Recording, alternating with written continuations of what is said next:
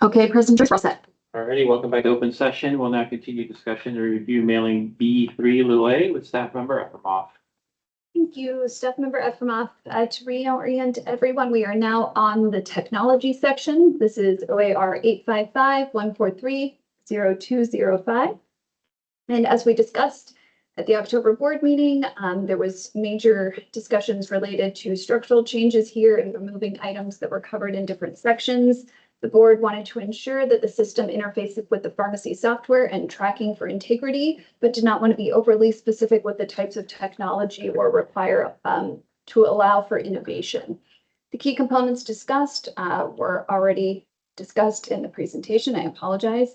And so we're covering here are just some of the general, less specific language that is being proposed. So there's Paren 1, Paren 2, Paren 3, and Paren 4. We already read this language a few moments ago, so I will just open it up. There's no targeted policy discussions for this section, so we'll just discuss these rules and any policy questions, discussions that the board has. And we'll just start fresh with Board President Joyce. Well, President Joyce, nothing at this time, thanks. Vice President Kirkbride?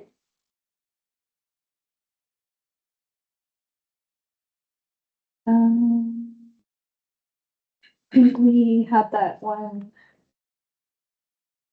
edit. Just get rid of the old two. See where it was. Yeah.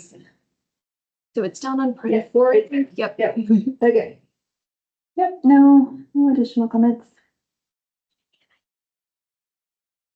Board Member Smith? Board Member Smith, no additional comments. Board Member Patel? Patel. Number 3. Oh, hold on. Who's that? I renumbered Looking them. at the different, I renumbered them while we were doing the work.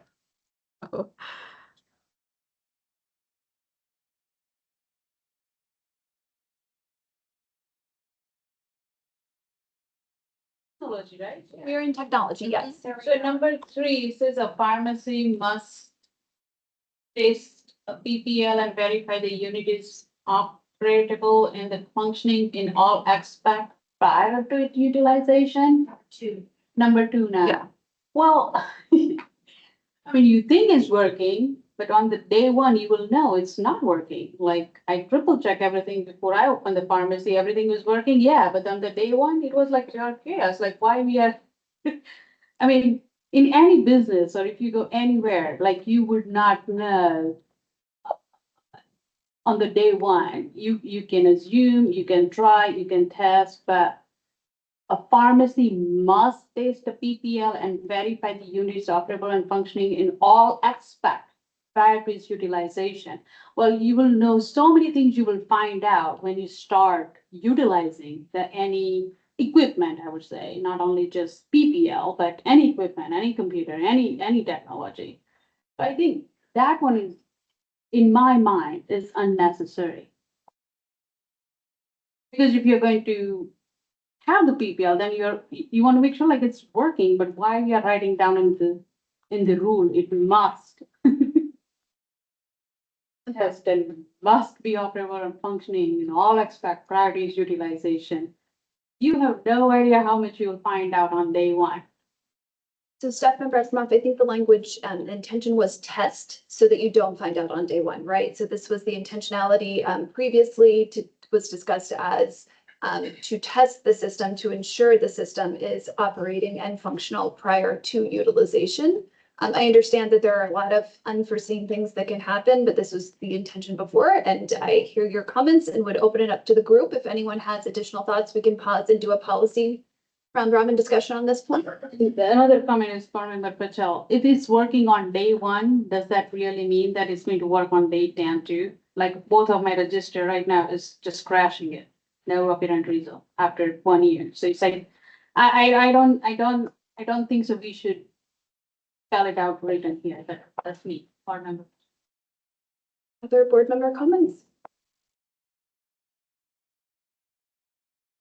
Board Member Kroger, is that okay that I jump in? Yeah, please Okay. do. I was just gonna say, I get Board Member Patel is saying, my only concern is this just means prior to like initial utilization, just before we fire it up the first time. This isn't saying every day it needs to be tested.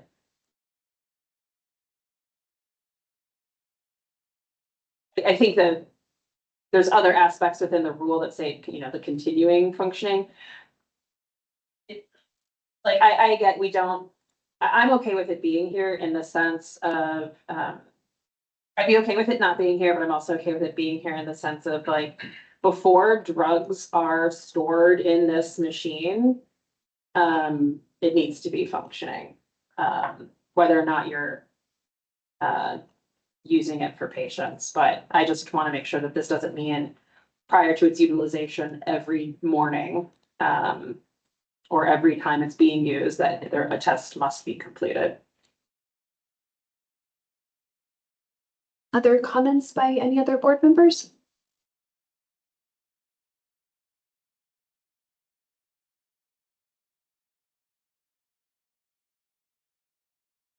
Board President Joy, so, I mean, do we need to change the language to clarify that? That's not something that's needed daily. It's general. This is board member Chen, it's pretty clear. It doesn't say to use it every day. It just says before start using it, you have to do the due diligence, to make sure it works. I think you need to add initial utilization to make that Sure. especially clear. Can you, Yeah. so a pharmacy must test a PPL and verify the unit is operational and functioning in all aspects prior to operational? its initial utilization. You said operational. Op- Changing. Operable, sorry, Uh-huh. ignore my words, Okay. but listen to my words Okay. at the same time. Okay. So put initial after the word it's before utilization, and then we can massage it here in a minute. One more space over. Wait, sorry. It's initial utilization. Board member, but my only question is like, yes, you can try, right? You can try, it's operable, it's functioning. And you can do everything you can, but what, on the day one, unfortunate reason, if it don't work for some odd reason, no apparent reason, what are you going to do? I mean, you're not, what are you going to do in the sense, like, you're not going to store, you're going to have backup, but then I think it's up to the outlet. So if it's not working, then what's your, you know, backup plan? And also, what out of 100 unit, only 1 unit is not working?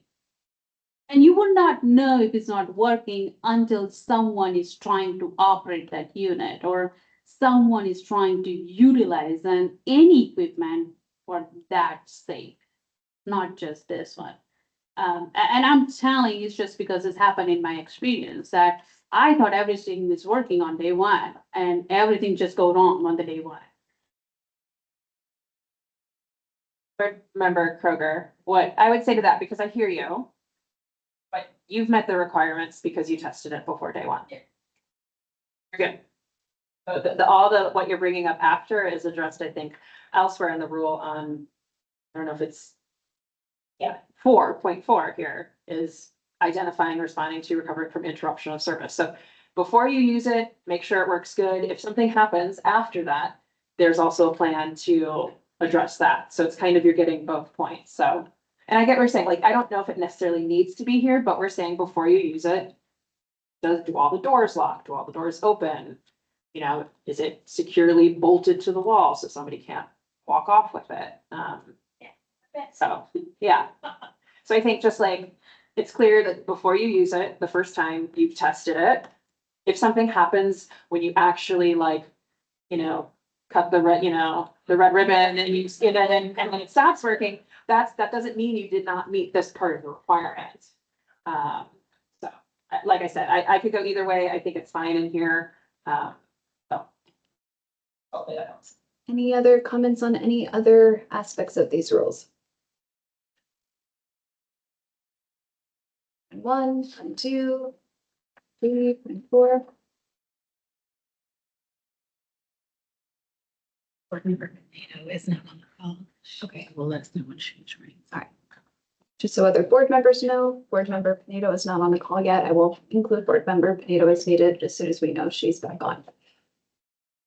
All right, then we will move to the next section and we can always go back to sections if needed too. So we're going to move on down to the next.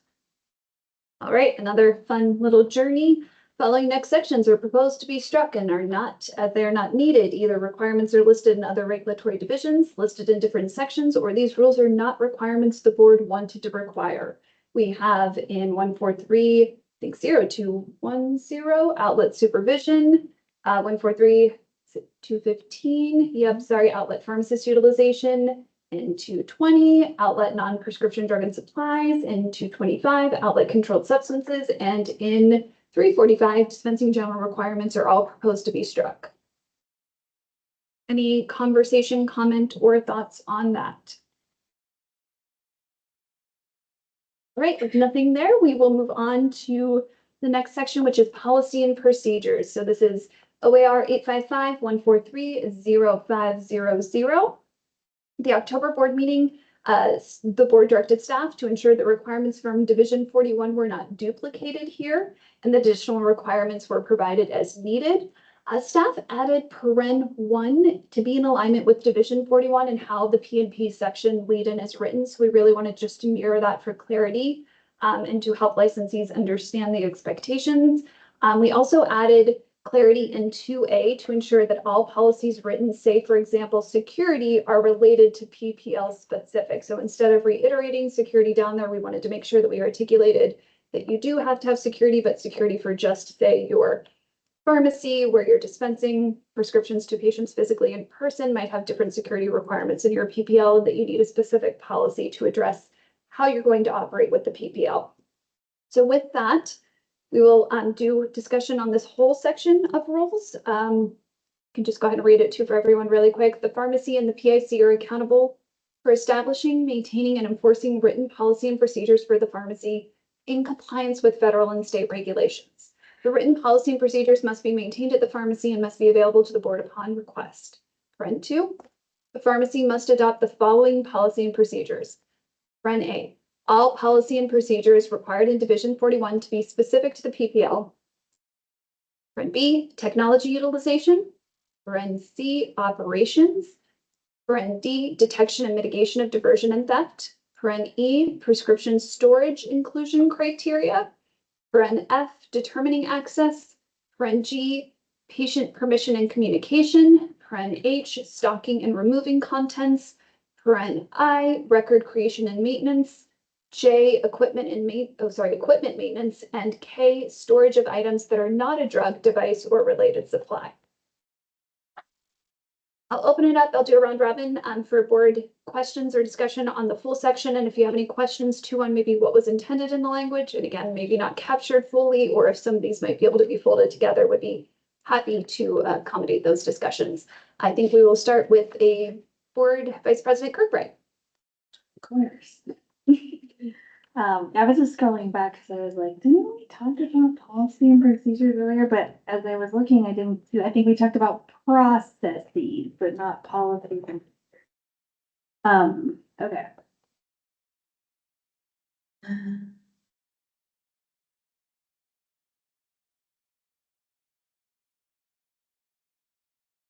So.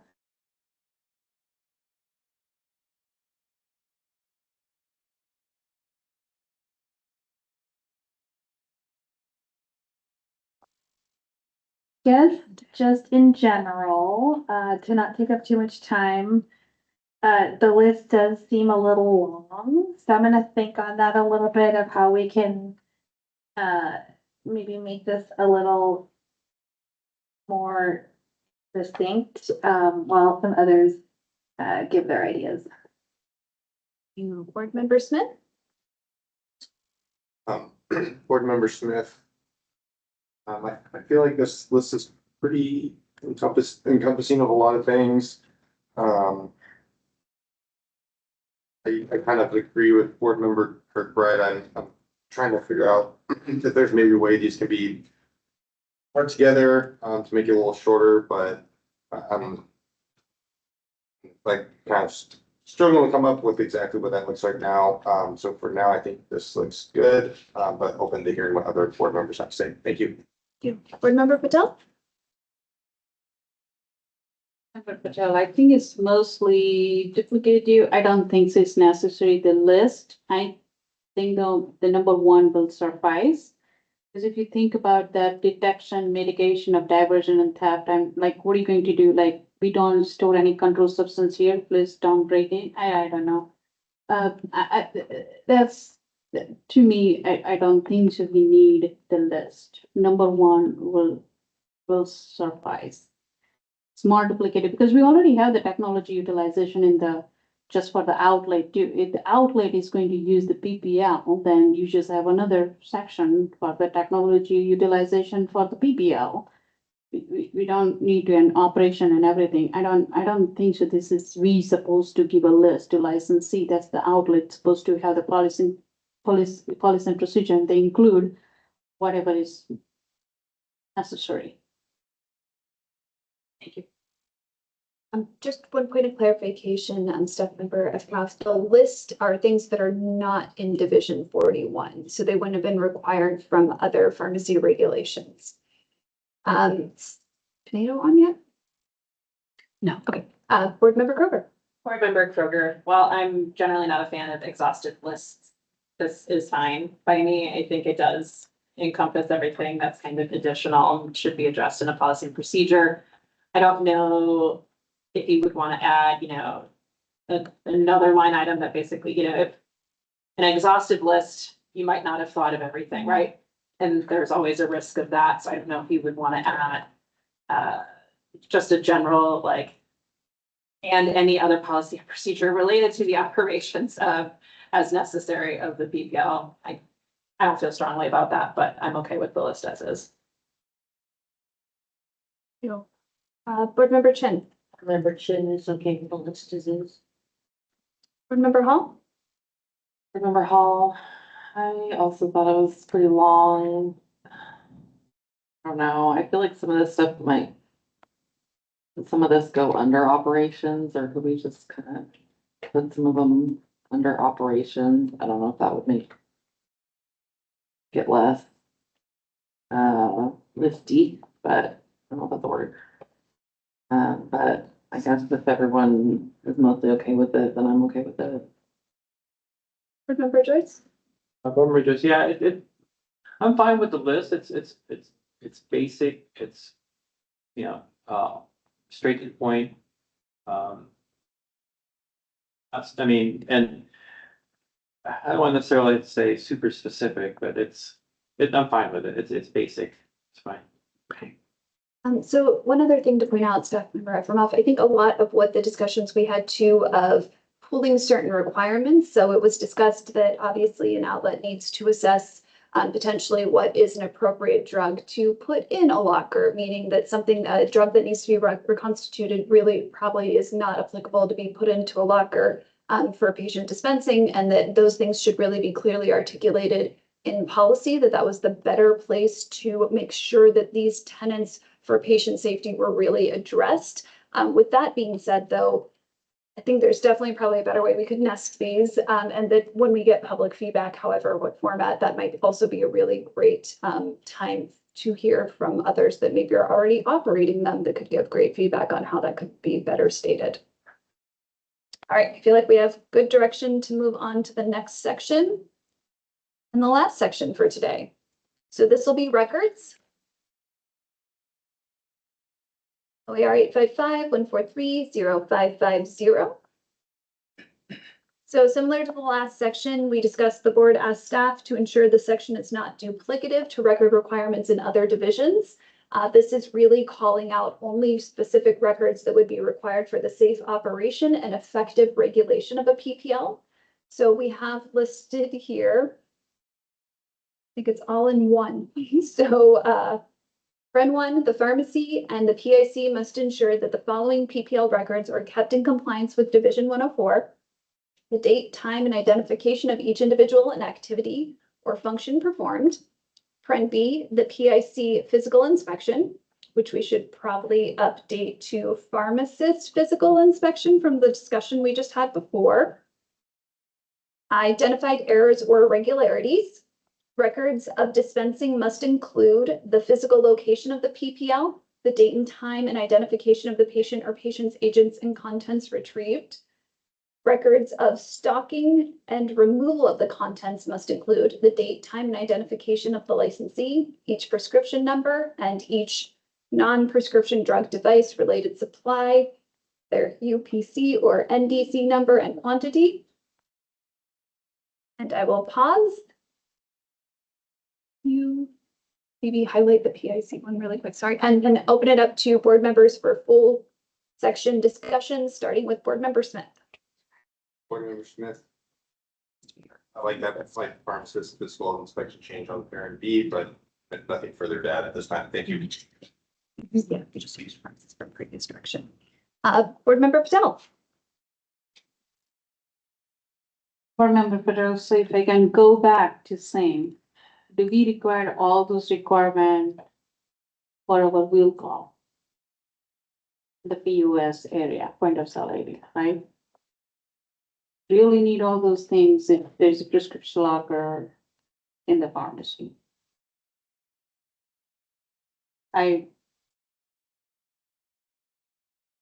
That can be very burdensome if you ask me, so my intent, and I think that's what the legislative intent was too, not to be more stricter than the statute and not to cause burdensome the licensee to have, or outlets to have the PPL.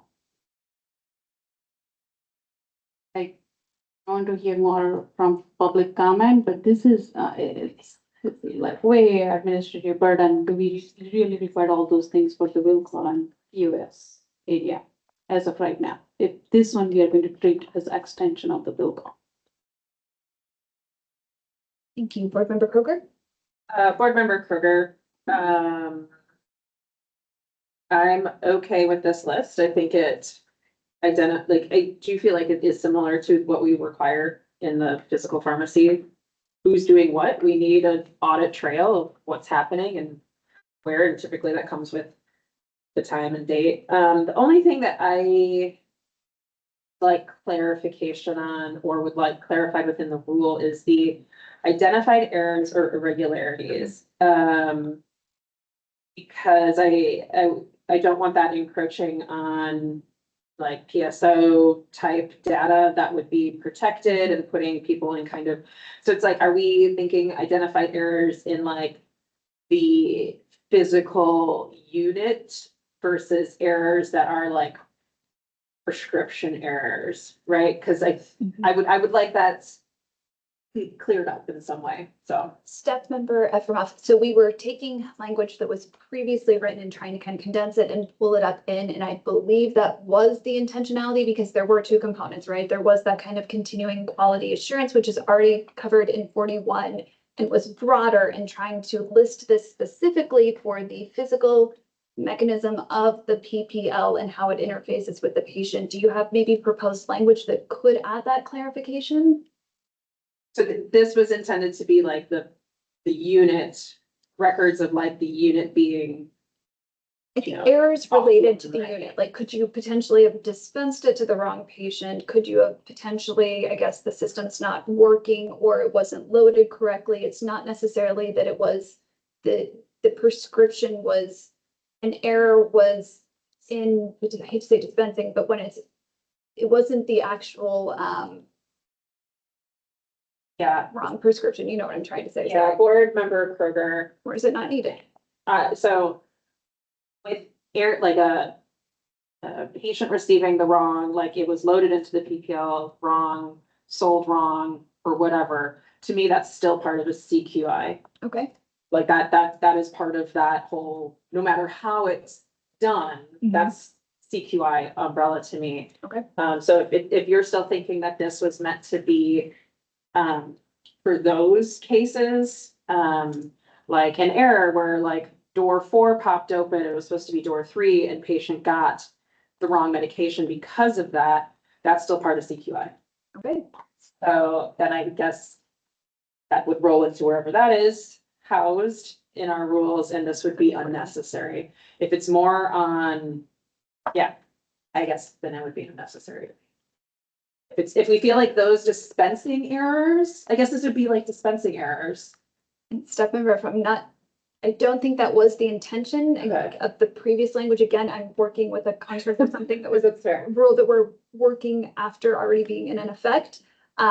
So I guess I would open it up to the board. Is this parenthesis actually needed in any format of whatever you're thinking identified errors or irregularities could be that would not be part of a continuous quality improvement program that a pharmacy would be required to do? And again, that would get us back up to the P and Ps, because I believe that also is something else in there, and it's it's PPL specific from the previous rules, so maybe not needed. Sorry, trying to think on the fly out loud here, but I'll, board member Chin, do you mind starting that round robin, maybe related to this? Do you think, You said with mine terribly. okay, Oh, no, agree, board member Kroger, I don't see something about errors in the PNP. so CQI. CQI, so I think it maybe should be housed there, like there should be a policy and procedure on how to document, record issue, CQI issues or errors or irregularities. I think irregularities is a tough word too, like,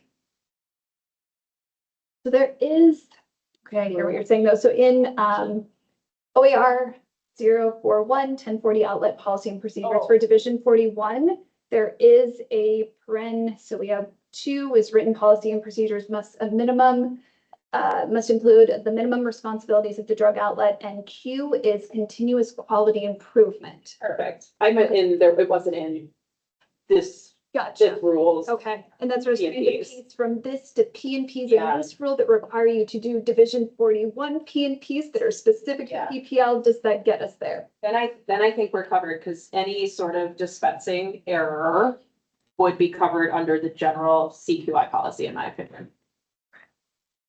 Then I will start with Board Member Hall, maybe on this specific topic, and then we'll continue around on the general section. Do you have additional thoughts, or how do you feel, Board Member Hall? Member Hall, I was gonna mention something about that.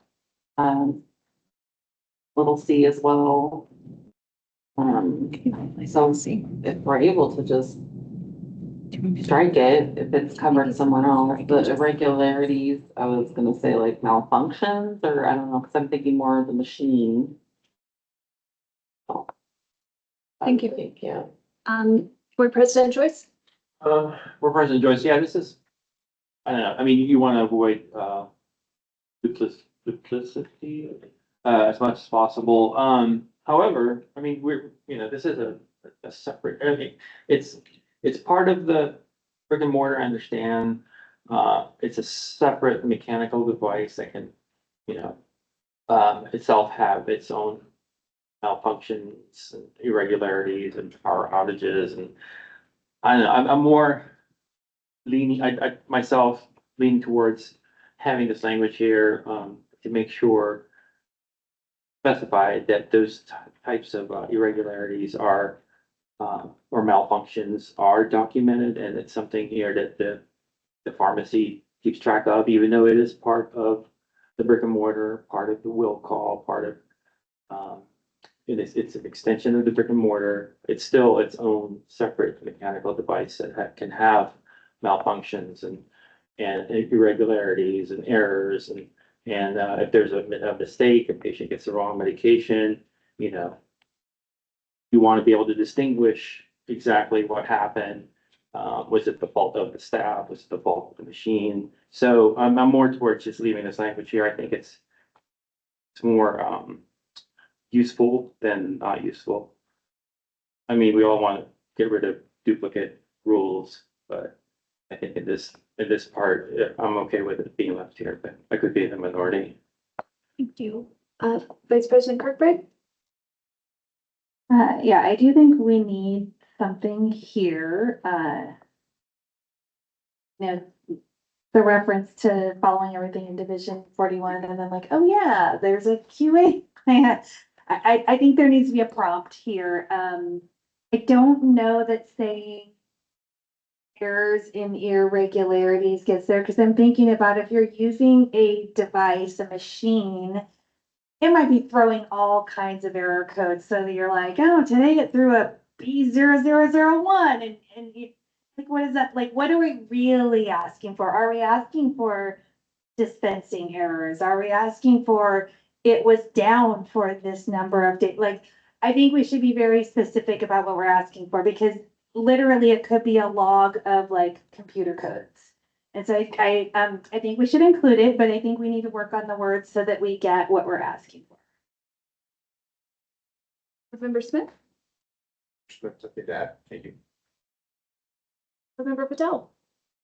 Board Member Patel, as I mentioned, like, I would not treat this as a separate, I would just treat as a will call point of sale, and I would just say, like, if you're going to dispense or will call or do POS through the PPL, then I'm just going to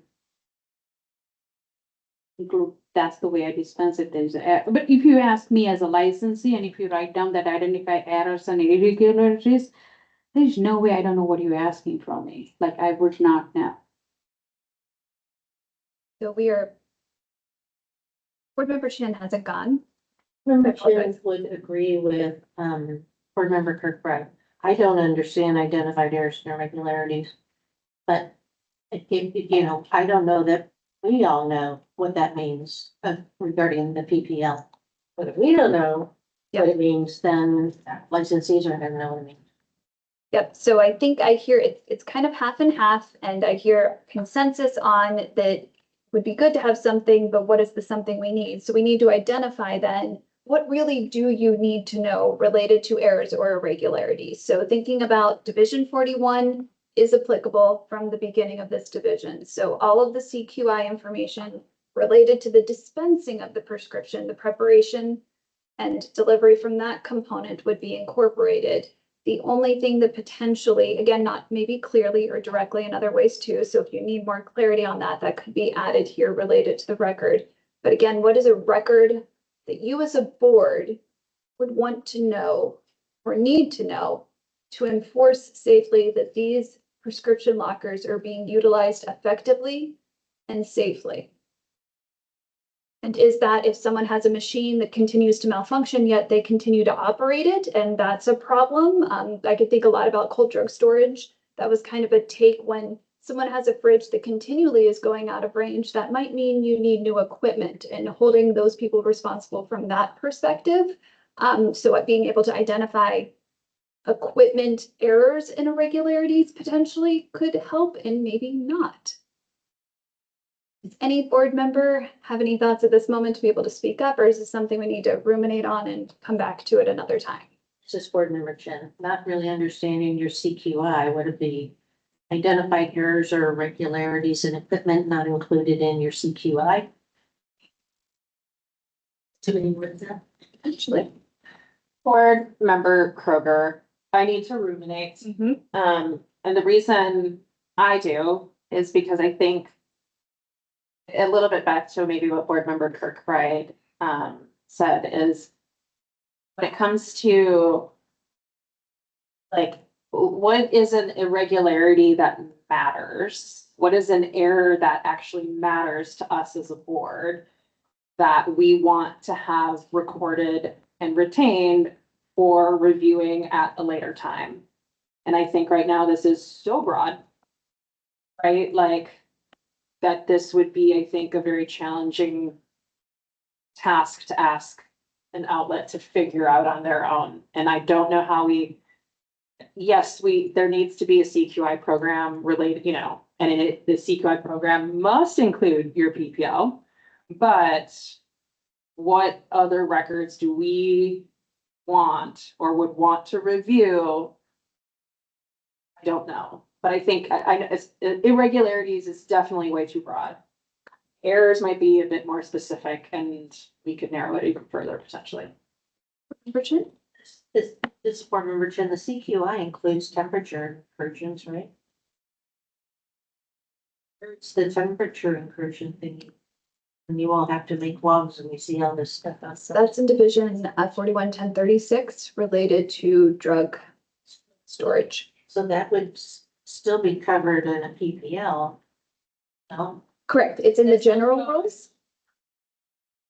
well, if it's in drug storage and you're storing drugs in a PPL, you're shaking, board member Bill shaking your head, that's not correct. Yes, board member Patel, there's a difference between drug storage, which we meant to be dispensed in the future, and this is the drug is already out of your inventory, it's ready for patient to pick up. So there's difference between drug storage, okay, and drug ready, okay, to pick up. Thank you. So staff member Efremov, I think one point of clarification, because in the rules we just covered, it does say for drug integrity. So that would include storage, transit, and potentially coming back to the pharmacy in transit. That 1036 would apply for the drug storage requirements. So it would be included as proposed, at least as is currently. There's a board member Jen, and that makes sense because we're talking about potentially extended periods of time for the drug to be not in the controlled environment that it was meant to be in until the patient got it, and then they can do whatever they want with it. Member Kirkbride, however, that's only one element. So when the wrong door pops open, and that happened 47 times in a month, that wouldn't be captured in drug storage. So there's different types of errors that could be occurring. And yes, some of them could be drug storage errors, but there could be other types of errors happening with the machine that wouldn't be covered for that. So very broad. The types of errors could be very broad. And I don't know enough about the machines, and that's why I need to ruminate, because I know nothing about these machines. So I need to think about it a little bit, to think about, it needs to be broad enough, but not too broad. So staff member Efremov, a couple of things just to think about at this time too. I know we're not at the end yet, but kind of understanding next steps too. So if there aren't changes necessarily that staff needs to make necessarily on these yet, we could bring it back to the board again in April to look at them as is, or we could also send them to public feedback as is and as specified questions. But the only thing I would keep in mind too is we don't want to inundate people with too necessarily public feedback surveys at the same time. So what we would propose is that we would send these, if that's the board's direction, in early April. So we would do what we're doing now in February, and it is still February, and March, preparing for the compounding. And then we would send these earlier or late March, early April to have those ready for the June board meeting, so we could get all the feedback collated and get it to you so that you could then dive into it in June as a potential option, just trying to make sure we give the best option for the public to provide the most feedback and not ask them to potentially do two rule sets at the same time. But we can talk more about that in a moment. That might help some of the conversation. But I still need to go round robin full on this set of section of rules, and we stopped at board member Chin. Do you have any other discussion on records? Board member Hall?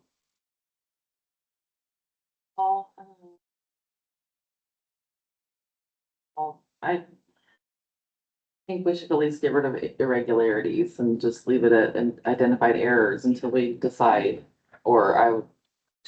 Yeah, See. but other than that, I don't have anything else to add. Great, thank you. I'll just pause for a second and see how others feel about the proposed suggestion to have identified errors only on paren C. If you could just update that. I see thumbs up. Yep, Board President Joyce. I mean, do you know what the intent was with that language? I mean, I'm picturing real life scenario, like somebody, somebody's blocker didn't open, but it's, the machine thinks it opened, so it's kind of clicking, you know, it doesn't open for the patient, and then they're not able to get their meds, and then they have, you know, that's patient safety, they're not able to access their meds, or they didn't open if there's time limit, they weren't able to open the locker door in time, I mean, we need, so it's asking, do we need to keep records of those types of errors or irregularities, or I'm picturing that's real life scenario. Also where somebody, you know, maybe has a credit card malfunction when they're trying to pay their copay. So the medication's released. So I mean, there could be potential for all kinds of irregularities. I don't know. I just don't know like what the intention was with that word because, you know, people are wanting to delete it. Step member Ashmoff, I think honestly, at least when we're looking at identified errors or irregularities, there's nothing necessarily lost in removing irregularities, because I do think the broader intention was errors, but I would have to go back and look at every iteration again. I can't speak to, my memory is that it was linked to a continuous quality improvement component, but I would have to go back and dig in that a little bit further, which again is very broad. But it is, sorry, did Board Member Hall have any other, thank you. Did you have any other questions or comments, discussion for this section, Board President Joyce? I don't. And Board or Vice President Kirkbride? I just want to make sure that one little a and little e and little e aren't implying that they need to have 3 separate reports, because little a says all individuals and all activity. And then later it says records of dispensing and then records of stocking, which are obviously going to be significant components of all the activity. And so just wondering if there's a way to organize the list or frame that so that it doesn't imply that you need to pull 3 separate lists and have all that records, that like 1A would be the remainder of what is not stocking and what is not patient dispense. You know what I mean? Staff member Ruff, yes, you totally caught us on this one because we had the same conversation, but couldn't figure out what to do. I think it's very similar to what Board Member Kroger kind of recommended with the policy and procedure section, right? Like, here's all the specific things we know that we need, but there might be other things depending on the service you're providing, that there are other things that potentially should be documented. And that was kind of the catch-all component. We definitely could orient it towards the end if that helps make it clearer. And again, in potentially, I guess, also for consideration, I guess, is it still needed? It might be, I think getting feedback from the public would be helpful too in this section to really understand if there is anything other than what's listed, and maybe paren A is not necessary and is duplicative, or maybe not. I can't really see, but we can do it. Can you do an option of just pulling A and making it? Which A? I would suggest moving it to the end and then also just say Bump everything up. other individual or activity, like adding the word other would be helpful as well. Yep, give staff 1 second. We'll Is try that to. the last one on this thing? Yep, it'll be the last one. C is the last. Mhm. Okay. So this is gonna be your D? First. No, but you're gonna change it all, remember? Yeah, I know. Okay, just leave it as is. Okay. So, and it was other, sorry, activity, something date, time, and identification of each individual and activity or other functions performed. We probably need to change the structure of that. Do you have any recommendations, Vice President Kirkbride? No, I just want to make sure that they can pull 1 report and they don't have to pull 3 different, like 1 report can satisfy all these requirements. Gotcha. I will pause and maybe just on that point, open it up for all board members if there's any suggestions.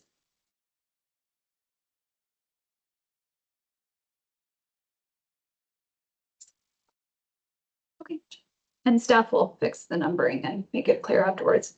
Okay, we hear your intention. We can at least move it to hopefully make it a little bit clearer. And I know we're getting late in the day. You guys have done amazing. I know this is a very long discussion for a whole day. I don't want to forget that we still have Board Member Smith, who has not had an opportunity to provide his thoughts and comments on the record section. Board Member Smith, I really don't, I don't have anything to add at this time. So thank you. Thank you. With that, I will ask the board, what next steps do you think are appropriate? Yeah. I didn't make comment. Oh, we started with you, Board Member Patel. But if you have other comments and you would like to go again, please. Yeah. With the C section, the last section C of that E, it's like each non-prescription drug device and related supply, UPS and NDC number and quantity. So do we, let's say if someone has I'm going to give someone antibiotics during the PPL and then person say like, hey, can I get Tylenol too? I cannot make it to your outlet, right? Do I have to record that one too? Because it's non-prescription drug. I'm giving with amoxicillin. That's Or we meant, let's say someone is going to get testosterone and we are going to give a syringes and that's one. And do we really need that data and what we are going to do with it? Staff member Efimoff, I believe the intention was that what you described, the first one, I'm giving someone their prescription and I'm also giving them a couple OTC drugs. And so if they are going out of the pharmacy, we're documenting what they are. And when they come back, we're documenting what they are. That is definitely a board policy discussion. If you think you need this information at all or not, would open it up for a round robin if you want on that one. This is board member, but the only reason I was thinking like, do we really document when we give someone at the point of sale in our pharmacy? And I think this is more intended for it's coming, potentially could come back into the pharmacy was the documentation component. But yes, board member Smith, did you have a comment? Yeah, board member Smith, I mean, we sell like over the counters. I mean, there's the point of sale transaction that we keep a record of. I don't know if that is like sufficient, but if there was any questions about a transaction, I feel like you could, if we are treating this like well call, I feel like you could go back and refer to that if you need to pull that up. So it's not like explicitly stated anywhere, but I feel like it would be pretty easy to track that. Another Be used. Do you keep the NDC, UPC number now? That let's say if you give someone a Tylenol over the counter, and then every time you write down the NDC? Yeah, I mean, you can just look up you can pull up the receipt. No, Yeah. you can pull up the receipt and you will know that you Yeah. sell Tylenol. But it's going to have NDC and UPC and all the record you have in In the cash register, not the. what would we declare? That's fine. Let me- In my mind, like.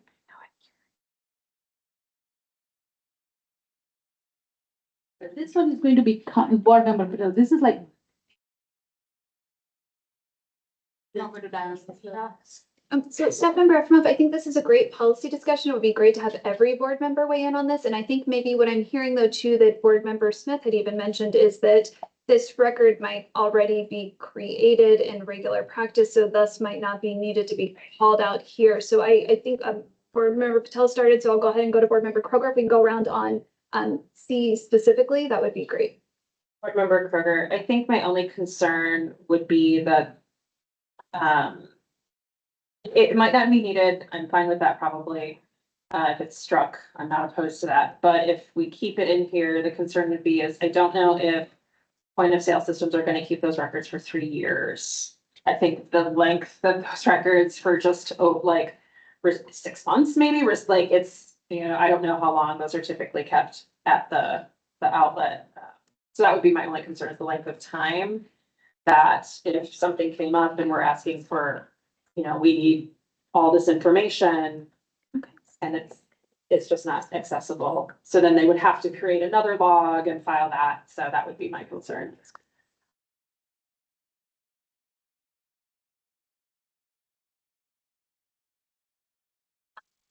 Board member Chin? Remember, Chin, the only question I have is if it went out and it didn't get picked up and you wanted to return to stock, do you have to have this information to return it to stock or do you just return it to stock?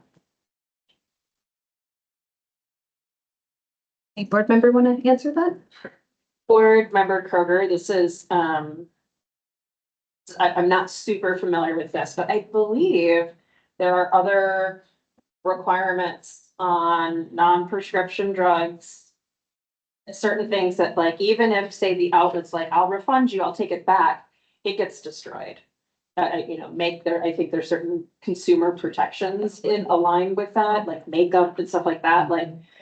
So I think because it's not being processed as, this is that, we're back to that gray area in regulations, like this is not a prescription, this is just OTC Tylenol that we threw in there.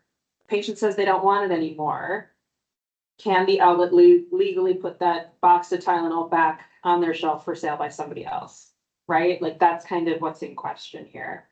And how do we document and record that? So like I said, I don't know if that's a consumer protection or if that was just policies I was familiar with from the outlets I have been employed by in my history, that they did not accept. They would accept a return, but it would not be resold because the integrity could not be validated. But I don't know if everybody does that or if there is an actual federal law. Staff member Exmoff, I learn new things here every day. I definitely did not think to check federal regs related to that, and if it is even permitted technically, if it leaves the pharmacy, but this is technically the will call. So as we're looking at that, and if no one, it's kept within the security of the pharmacy in possession, because that's still technically possession of the pharmacy. It's not leaving the pharmacy, thus would likely be able to be returned, but I hear you, we need to read those regulations and understand that better. But I also think what's being called into question here potentially too, maybe is the specificity of how much is here. Do you really need to know the UPC or NDC number in quantity, or do you need to know each non-prescription drug device and related supply in quantity that was put in or not? And it sounds like we didn't get to go around the whole way because I'm not sure where you guys are landing. So Board Member Chin, what are your thoughts? Thoughts are, if the goal is to be able to, because this is the return part of the thing. It is, and you don't want to lose money on it, assuming that that's the rule of someone. I don't know if you need every single number and quantity to be able to put it back on the shelf, but I think it would be nice to be able to put it back on the shelf. If we kept it all under pharmacy control, then it should be able to go back on the shelf.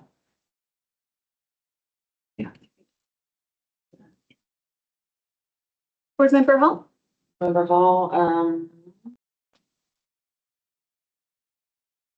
we can strike it. I would say strike it. I mean, if we return something at a brick and mortar pharmacy over the counter and they have that information for 6 months or whatever, that's not sufficient. I feel like the information would be available in a timely manner, but I don't know. Thank you. Board President Joyce? For President, yeah, I don't think we need specifically to say UPC and NDC number if it's treated the same way in brick and mortar, correct? I mean, question for, yeah, whoever can answer. Go ahead. Sorry, I just have a question. Yeah. We don't currently require records on any OTCs that are sold. Correct. So So do we even need this line? I think that's the question that's being asked. As if I think it's back to, again, it's a drug, it's having transit potentially outside of the physical walls of the pharmacy, but now the theoretical same will call, is there a need for any tracking? You could probably scratch this line. Board Member Kroger, I feel like that's out of our purview. Yeah. So we'll finish going around. I think we have board member. No, this is good. That's good. Vice President Kirkbride. I think you're Okay, double set up pharmacy. So OTC products oftentimes are kept outside of the pharmacy. I agree, some of this is outside of the control of the pharmacy, so I don't think we should be addressing it in our pharmacy rules. But also many pharmacies are keeping an OTC stock within their pharmacy. So this could get very tricky and very detailed if you're going down to the level of where are they pulling that from? Are they pulling it from OTC stock within the four walls of their pharmacy or double setup outside? This could get really crazy. I think we take the line out. So I think everybody has weighed in on this and majority appears to be strike. So we are going to strike at this time. If anyone feels strongly the other way, please feel free to voice your concerns. All right, we've gone around for all board members in this section. Any last thoughts?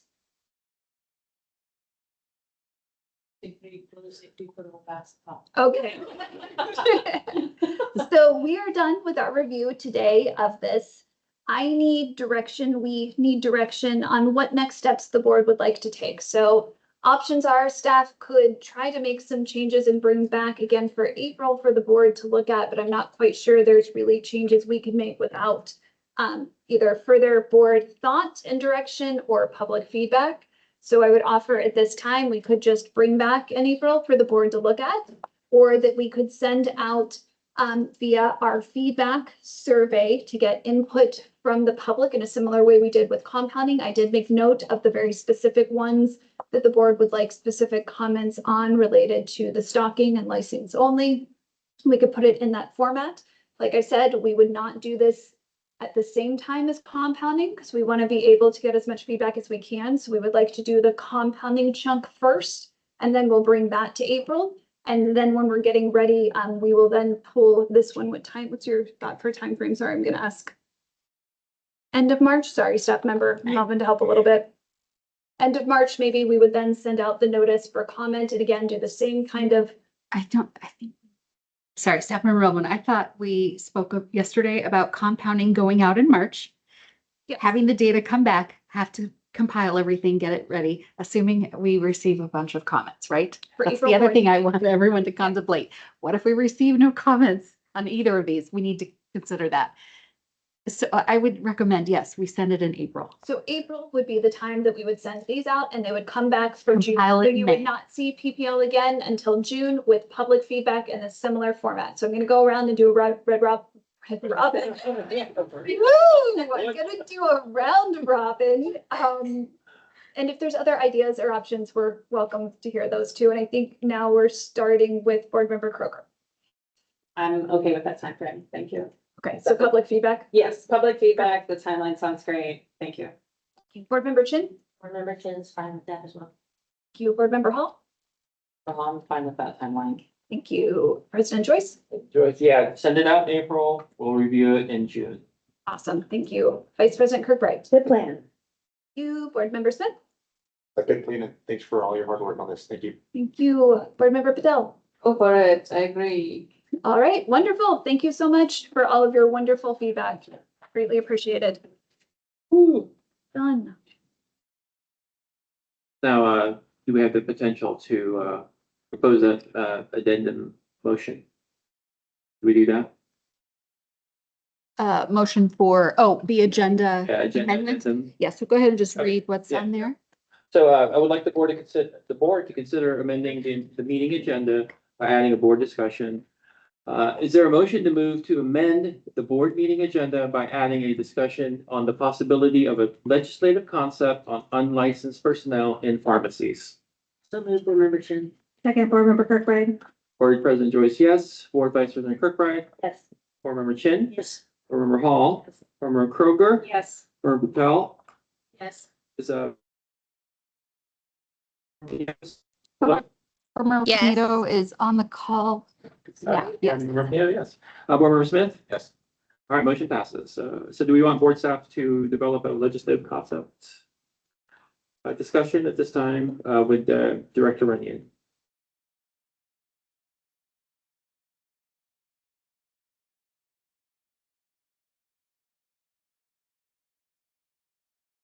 You ready? Executive Director Runyon. Welcome everyone on the call. Thanks for joining and everyone in the room.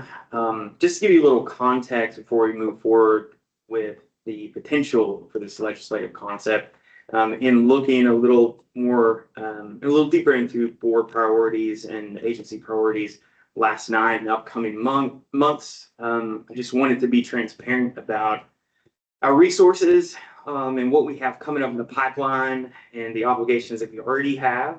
And I felt like that would be important to have in order for the board to make its decision as to how we proceed. So in the next couple of months, here are just a few of the priorities that we have.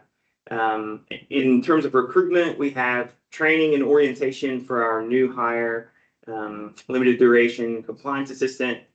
We're starting the recruitment process for 3 positions, the CFAO, strategic initiatives manager, pharmacist consultants, all of which will require multiple rounds of reviews and interviews for each. In terms of the rules, we have the compounding rules cleanup, as previously mentioned, which will require sending out the public feedback survey, compiling the data and redacting if necessary. The PPL rules, which sounds like we won't send those out till April.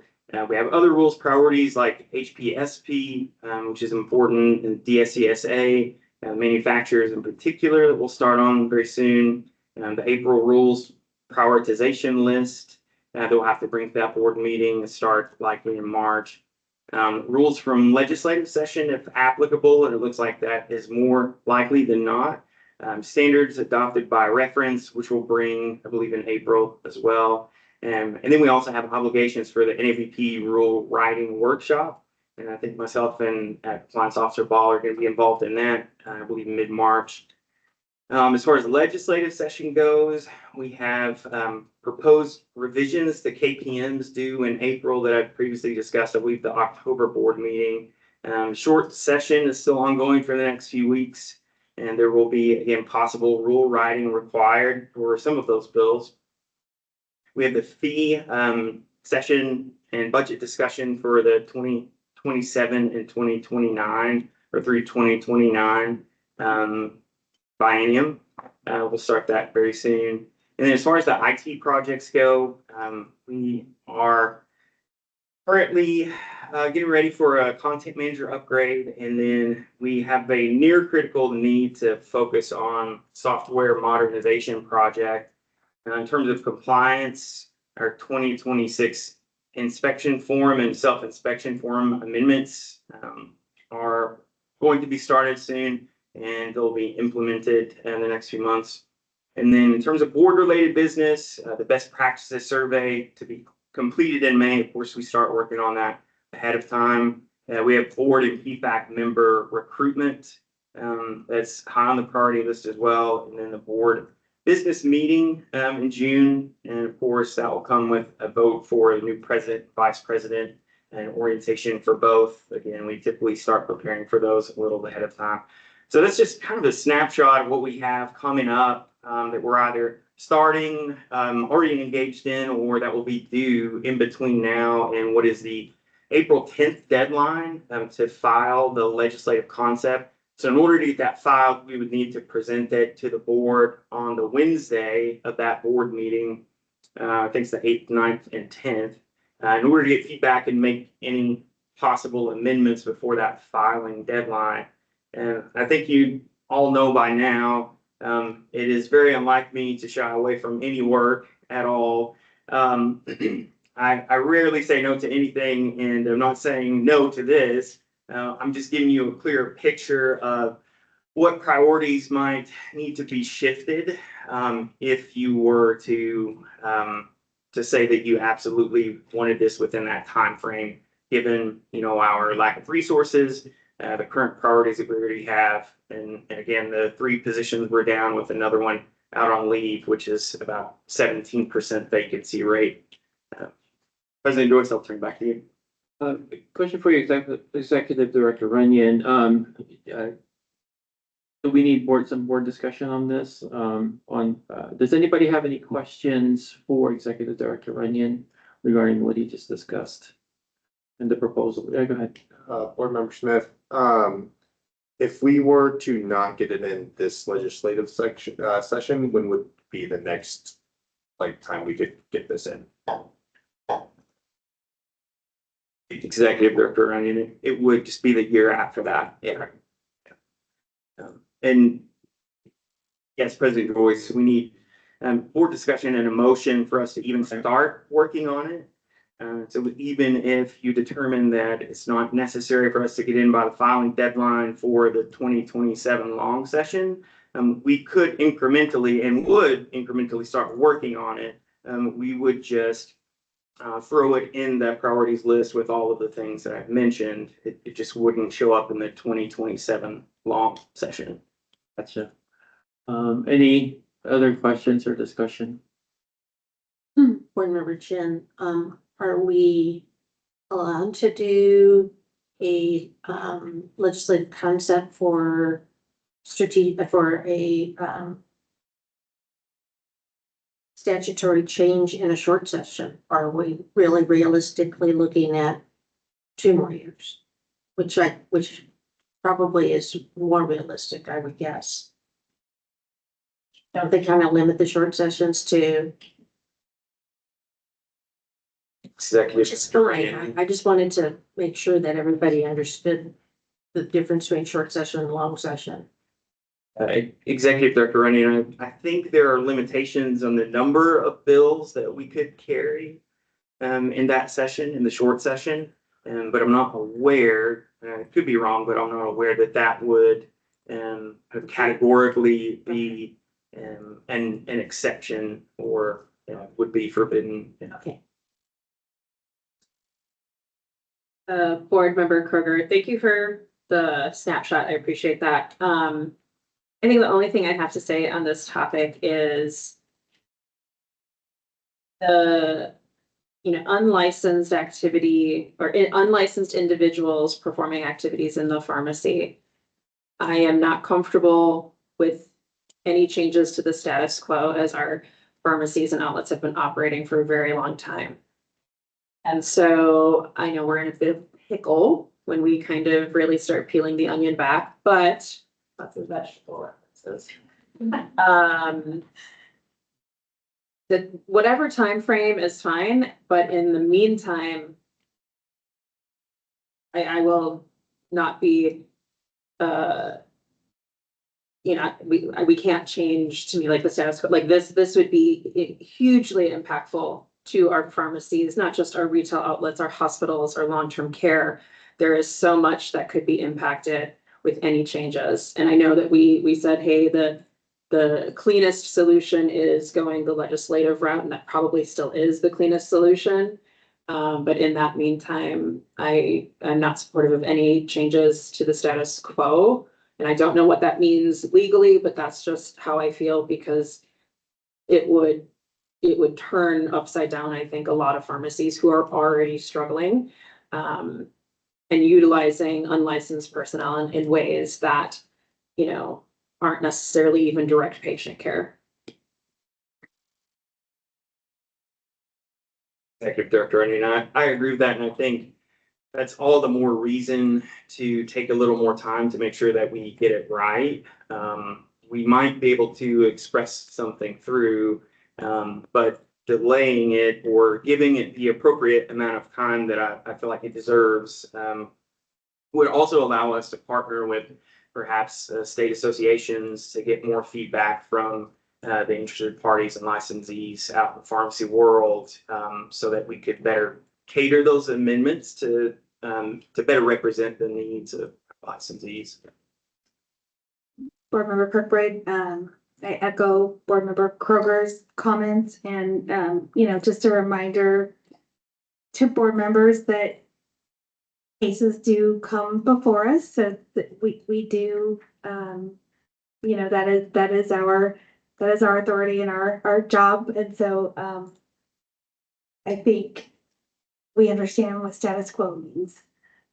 Thank you. When this came up, I understood the long timeline, so I don't have any issue, and my ask would be to begin the work, and I understand the timeline will likely be long, but appreciate a thorough, complete fix with engaged, interested parties. Thank you. Board Pinedo, can't see your hand. Did you want to make a comment, or do you have a question for Executive Director? Board Member Pinedo, no. I think as a board, we have to pick this a piece very carefully, because it will not affect only everyone now, it will affect the future of our pharmacies. And so, I like the onion comment, because that's kind of what it is. It's just going to be something that we have to be very careful with. Anyone else? I'm gonna go ahead and motion. Okay. So, Is it, okay. Is there a motion to move to direct board staff to develop a legislative concept to allow unlicensed personnel in pharmacies? I'll move board member Smith. Second board member Chin. Board Member Joyce, yes. Board Member Kirkbride, Yes. Board Member Chin, Board Member Hall, Yes. Board Member Kroger, Yes. Board Member Patel, Yes. Board Member Pinheiro, Yes. Board Member Smith, yes. Motion passes. We'll now discuss UMPJE survey results, mailing C with Executive Director Runyon. Executive Director, and give me just a moment to change workstations. Like that.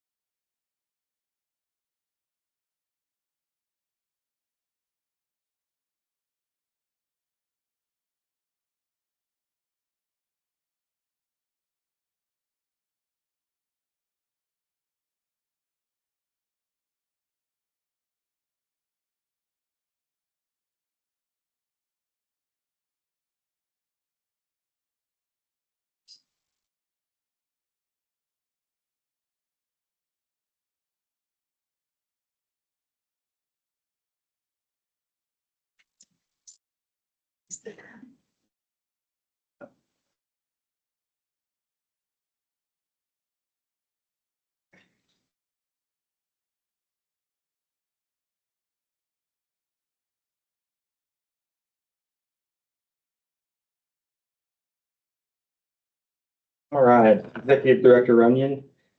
We will start with a brief slideshow that will parlay into policy discussion on the NABP Uniform Multi-State Jurisprudence Examination, UMPJE.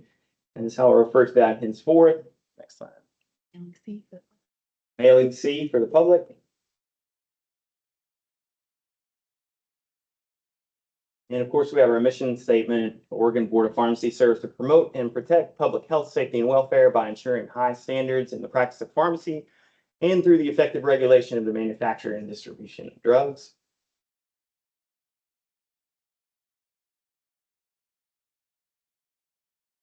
Just as a little background, the UMPJE is a newly developed national exam that assesses the knowledge of federal pharmacy law and general legal principles, universal across most states, unlike the current state-specific MPJE, which focuses on the unique regulations of a single jurisdiction. The UMPJE is designed to serve as a standardized tool to assess core competencies and streamline the pathway for license portability between participating states.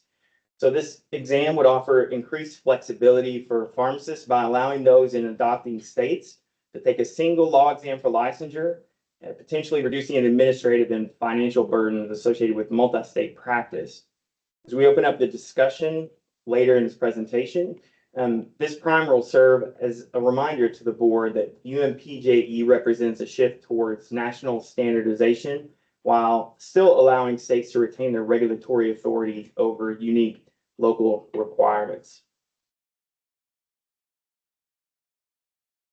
So here's a quick table, just